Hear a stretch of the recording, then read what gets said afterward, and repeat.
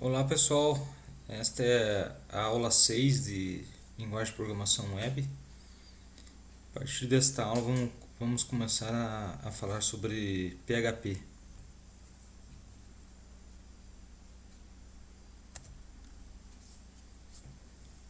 Então, para falar de PHP tem que falar sobre a questão da arquitetura cliente-servidor. Como funciona? Você quando abre o navegador no seu PC e digita um endereço, você está fazendo uma requisição de um recurso para um servidor de arquivos, um servidor web que vai ler essa requisição que você fez. Esse servidor vai interpretar o tipo de recurso que você quer e vai devolver este recurso. Seja ele um arquivo HTML, seja ele um arquivo PHP, como é a situação dessa aula, né? Então, o que acontece? O servidor web vai estar instalado é uma aplicação que vai estar instalada nesse servidor. Ele vai interpretar, neste caso, um arquivo PHP e vai devolver para o navegador web a resposta, né, desse recurso em formato HTML.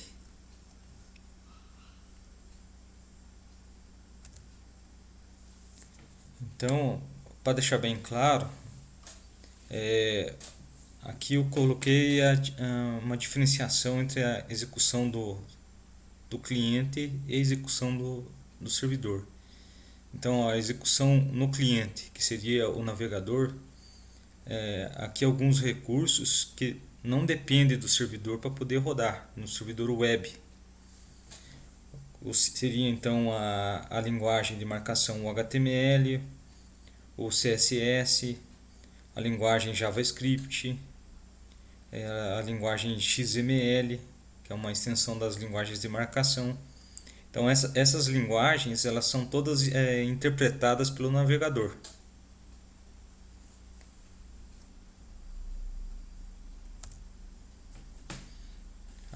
Agora aqui nessa sessão eu estou apresentando, né, as linguagens que dependem da execução em um servidor web.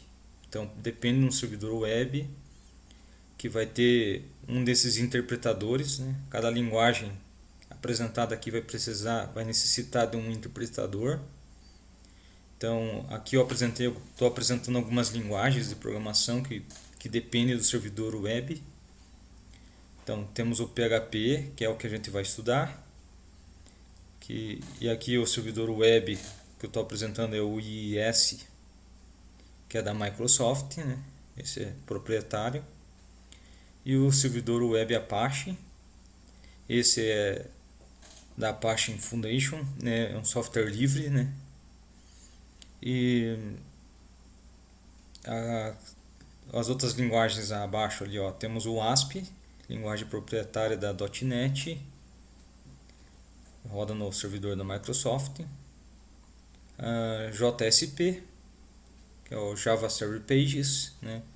Scripts feitos em Java para web. Então roda tanto no servidor IIS quanto o Apache Tomcat, um módulo do Apache para rodar essas aplicações em Java, né? Em JSP, Python, e temos ali o C Sharp.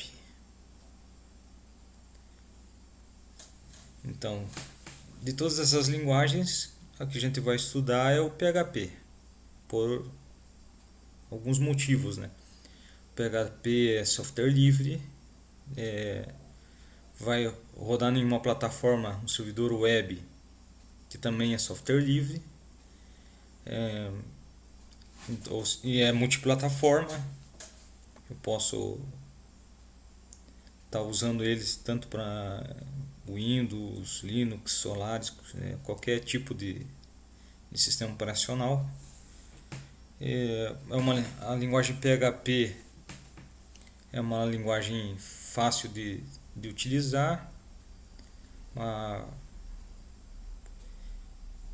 E é o foco dessa nossa aula, né? É a aplicação que a gente vai estar estudando a partir desse momento.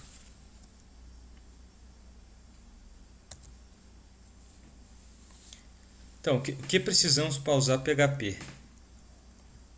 PHP que é a abreviatura de Hypertext Preprocessor. Ou seja, é um hipertexto, né, processado, né, interpretado através de uma aplicação dentro do servidor web. Então, o que a gente precisa? Precisa do servidor web, o Apache. Aqui eu apresento o site oficial, né? apache.org. O interpretador PHP. O site oficial é o php.net. O módulo PHP tem que ser habilitado dentro do Apache. E o SGBD MySQL, né? Banco de dados, mysql.com. Outro módulo que também, após instalar, tem que ser habilitado no servidor web, né? Aqui eu apresento os 3 recursos que a gente necessita, né? É possível instalar eles todos separados, só que daí tem que fazer algumas configurações.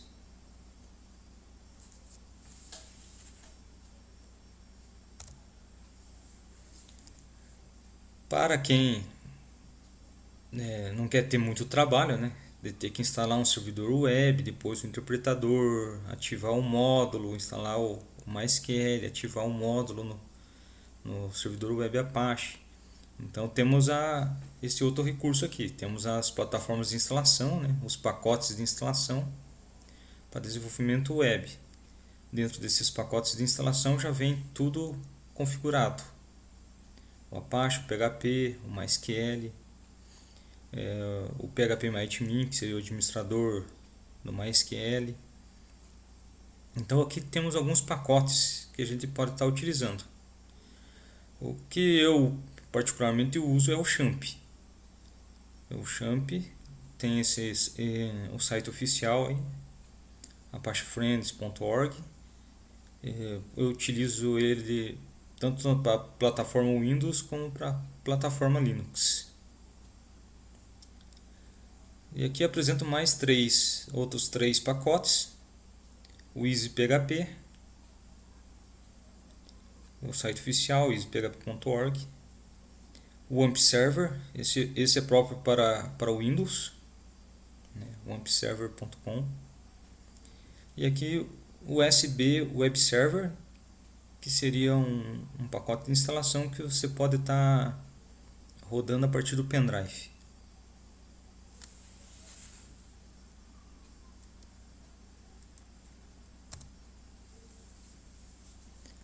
Então, quais são as etapas para o desenvolvimento web usando PHP?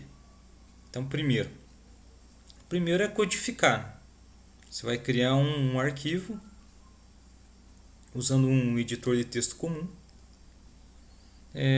Eu particularmente uso o Bluefish, mas tem outros editores, né, como o Notepad++, o Sublime Text, VS Code,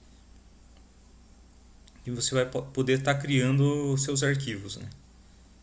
O único detalhe é não esquecer, na hora de salvar o arquivo, salvar ele, nome do arquivo, .php. Tem que ter a extensão .php. O segundo passo, ali, salvar o arquivo na pasta do servidor. Se estiver usando o XAMPP, a pasta vai ser c:/champ/htdocs. Aqui estou falando no caso do Windows, né? Você pode apagar o conteúdo da pasta htdocs e começar a gravar seus arquivos PHP dentro dela. Essa vai ser a pasta do servidor.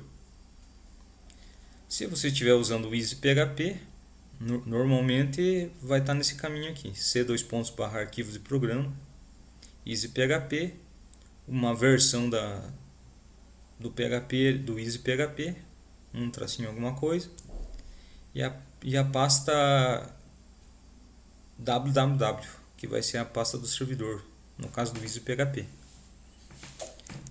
Então, o arquivo .php obrigatoriamente tem que estar gravado em uma dessas pastas aí. E para executar, você vai abrir o navegador web e na barra de endereço vai digitar http://localhost ou o endereço ali 127.0.0.1, que é o endereço de rede local.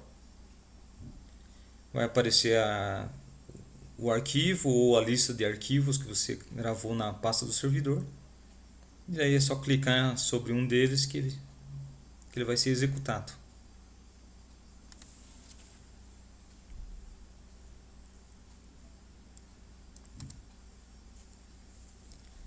Aqui as extensões padrões, né, de arquivos do PHP, .php, né, arquivo padrão, né, contendo o programa, .class.php, que seriam arquivos que contêm classes feitas em PHP,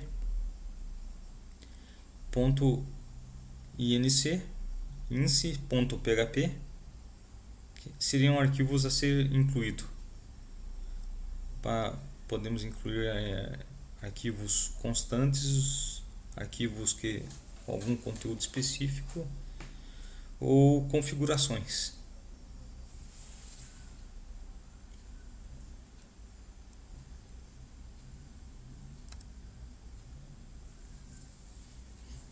Sintaxe e funções básicas. Então aqui temos os delimitadores, né? Como que o interpretador PHP dentro do servidor web reconhece o código PHP. Ele reconhece através desses dois delimitadores. Temos dois exemplos inclusive aqui. Então, sinal de menor, ponto de interrogação, PHP. Daí vem os comandos e vai finalizar com um ponto de interrogação, sinal de maior. Então seria o início e fim do código em PHP. Ou ser configurado também, pode ser configurado para reconhecimento. Sinal de menor, interrogação, daí os comandos, e interrogação, sinal de maior para fechar esse bloco de comandos.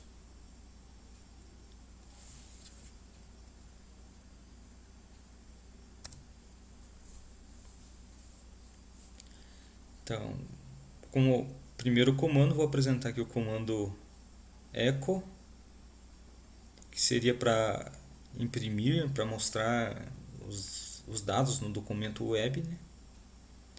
Então ali temos a tag de abertura ali, menor, interrogação PHP. Já aproveitando para apresentar aqui, como se faz um comentário de apenas uma linha. Então // pode escrever o comentário que você achar necessário. Então aqui temos o comando echo. Tudo que você quiser apresentar, você tem que colocar entre aspas duplas. Aproveitando aqui, dentro do echo você pode estar utilizando as tags HTML, que na hora de ser interpretado ele vai interpretar, né, esse código HTML e exibir de acordo com a sua funcionalidade no documento web. Os comandos em PHP sempre terminam por ponto e vírgula. É um padrão em várias linguagens, né? Outro comando alternativo que você pode estar usando em vez do echo seria o print, que tem a mesma funcionalidade. Então print ali, outro comando para impressão, a mensagem entre aspas, terminando com ponto e vírgula. Se você quiser fazer um comentário com mais de uma linha, você pode estar usando entre barra asterisco e asterisco barra.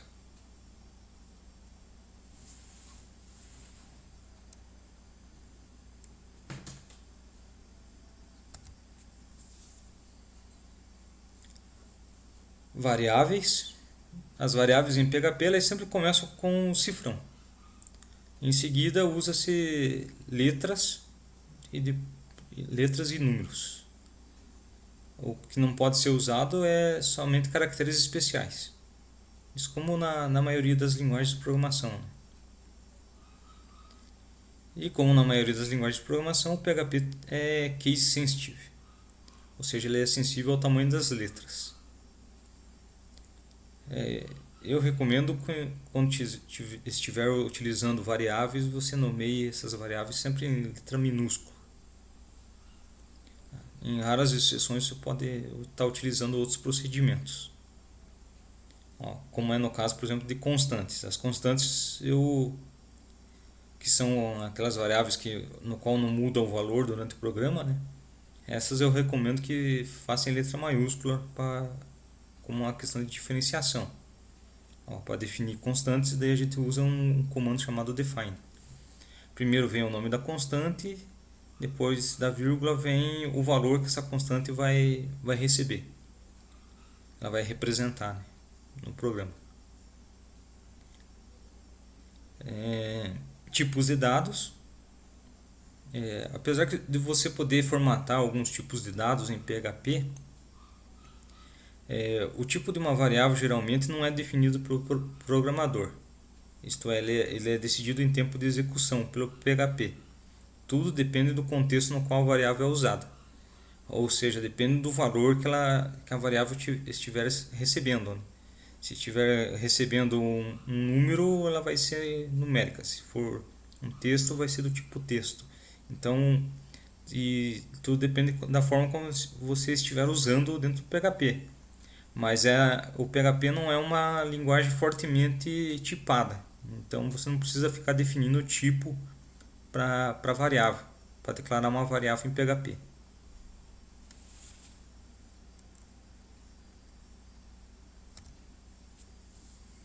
Operadores. Para quem já estudou alguma outra linguagem, como linguagem C, ou JavaScript, ou Java mesmo, reconhece que esses operadores são iguais, né? Então a gente tem aqui os operadores relacionais, o igual, que são dois iguais, o diferente, um ponto de exclamação, o igual, ou sinal de menor, maior, menor que, menor ou igual, maior ou igual. Temos os operadores aritméticos, o mais, o menos, a divisão, a multiplicação. E o operador módulo ou resto, que é aquele operador de porcentagem, né? No qual vai pegar o resto da divisão inteira, né? Como, por exemplo, 3 divididos por 2, 3 módulo 2, né? 3 porcentagem 2 vai retornar 3 por 2, dá 1 e sobra 1. Então o resto é 1. 5 por 2, 5 módulo 2, dividindo 5 por 2, a divisão inteira dá 2 e sobra 1. Então temos o resto 1. Então esse resto é o que esse operador devolve. Daí temos os operadores lógicos, que é o e lógico, né? O e lógico analisa duas expressões, né? As duas expressões têm que ser verdadeiras para o resultado ser verdadeiro. O ou lógico, que analisa duas expressões e pelo menos uma delas tem que ser verdadeira para o resultado ser verdadeiro. E temos o negação ali, ponto de exclamação. A negação inverte o valor lógico de uma expressão, né? Se a expressão for verdadeira, fica falso. Se for falso, fica verdadeiro.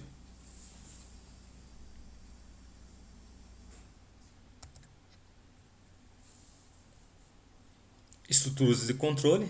Então aqui temos o condicional, if else. Também é comum na maioria das linguagens. O mais trivial dos comandos, né? Ele testa a condição e executa o comando, indicado se o resultado for true, se for verdadeiro, se for um valor diferente de zero. Então, if expressão, se a expressão for verdadeira, vai executar os comandos. Else if, vai analisar uma outra expressão, uma segunda expressão. Se for verdadeiro, executa outros comandos. Else, que seria contrariando todas as alternativas anteriores, executa um outro comando.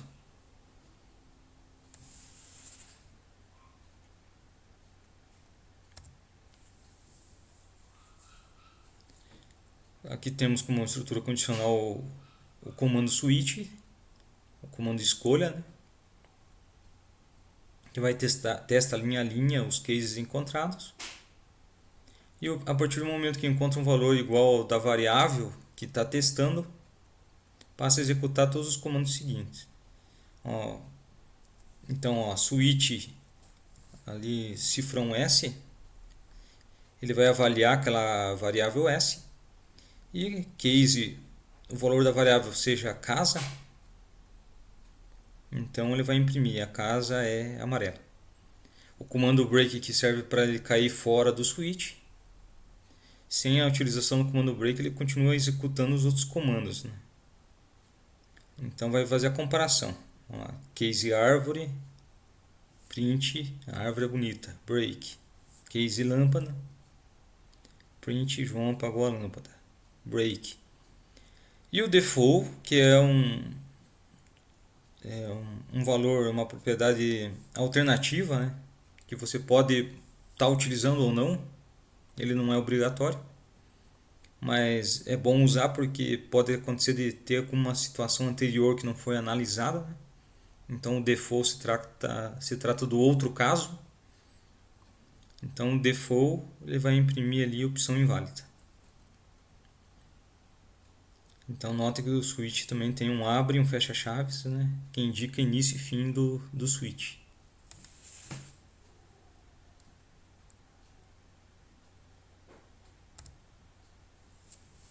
Estrutura de controle, estruturas de repetição, as mais famosas aí, o enquanto, o faça enquanto, o while do while.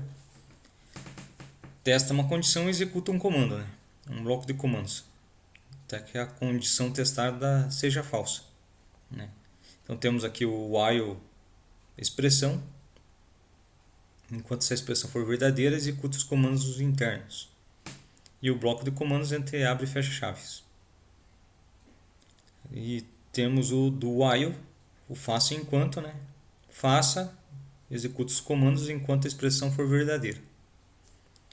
A diferença dessas duas estruturas é que o while, se a expressão for falsa logo de cara, os comandos internos nunca serão executados.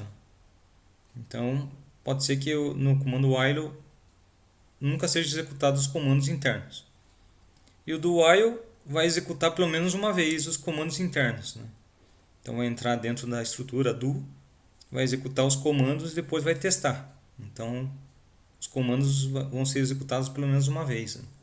Essa é a principal diferença dessas duas estruturas de repetição.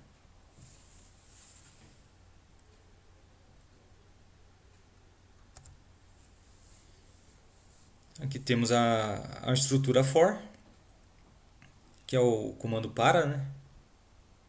O comando condicional for é definido por 3 etapas. Cada uma delas obrigatoriamente separadas com ponto e vírgula.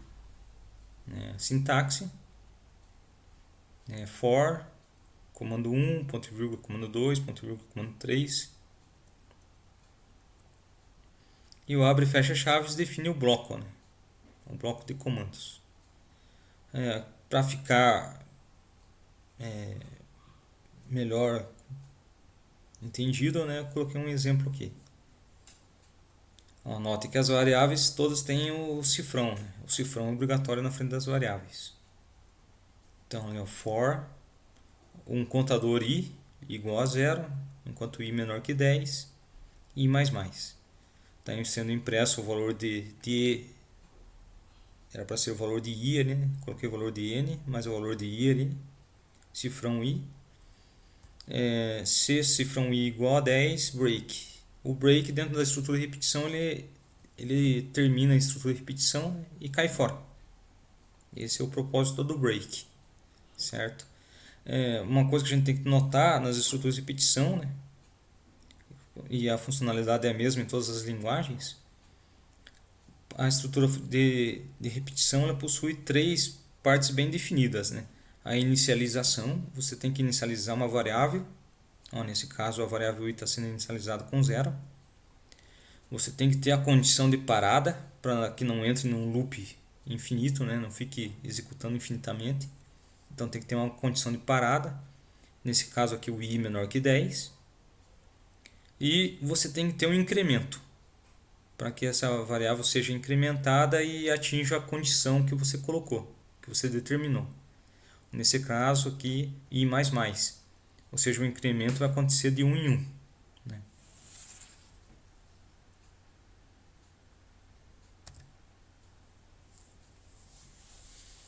Um comando para inserção de arquivos aqui. Você quer incluir o conteúdo de algum arquivo dentro do teu arquivo PHP. Então, aqui temos o comando include e o require. Inclui e avalia o arquivo informado. Então, você tem essas duas possibilidades. Está utilizando o include ou o require. A diferença é que o include ele não testa se o arquivo já foi inserido anteriormente. Então, você pode inserir quantas vezes você quiser. E isso pode ser um pouco perigoso. Né? Agora, o require ele já avalia, né, se esse arquivo já foi inserido. Então, se você tentar inserir ele mais uma vez, ele vai acusar erro. Então, pode ser uma condição interessante.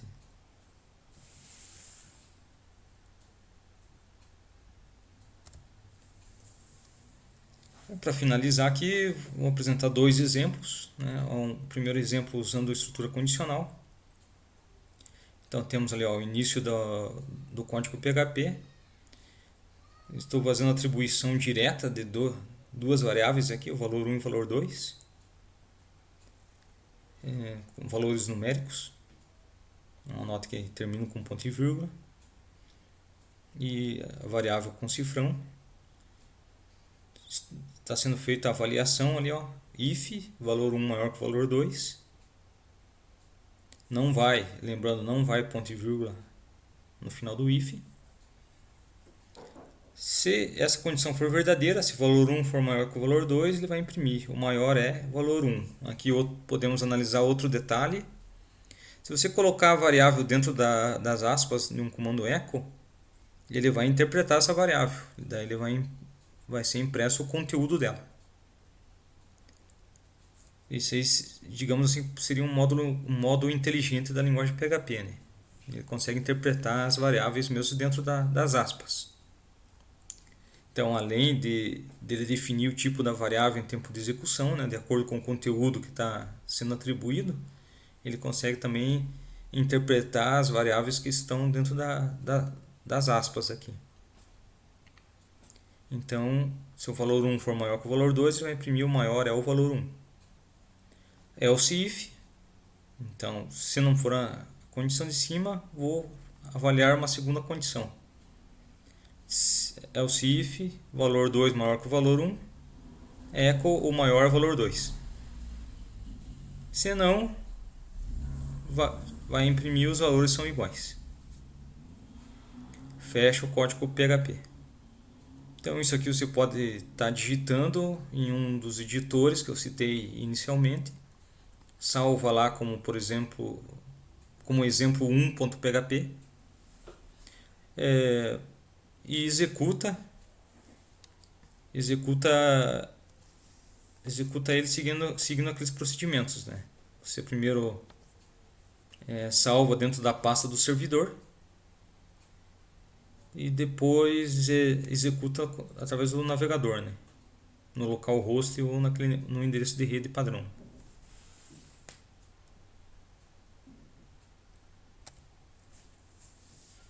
E aqui um exemplo utilizando estrutura de repetição, o for.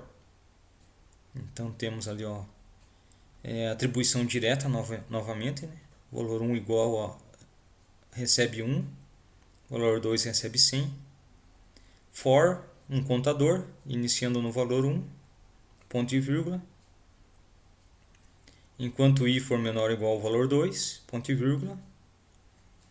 E i mais igual a 2. Ou seja, o incremento aqui é passo 2, né? Vai ser de 2 em 2. E echo i. A gente vê ali uma tag HTML, o BR ali, que vai fazer a quebra de linha. Né? Então vai estar mostrando o valor e quebrando linha. Ó, neste caso aqui ele vai estar mostrando, nesse exemplo, vai estar mostrando os números ímpares entre 1 e 100.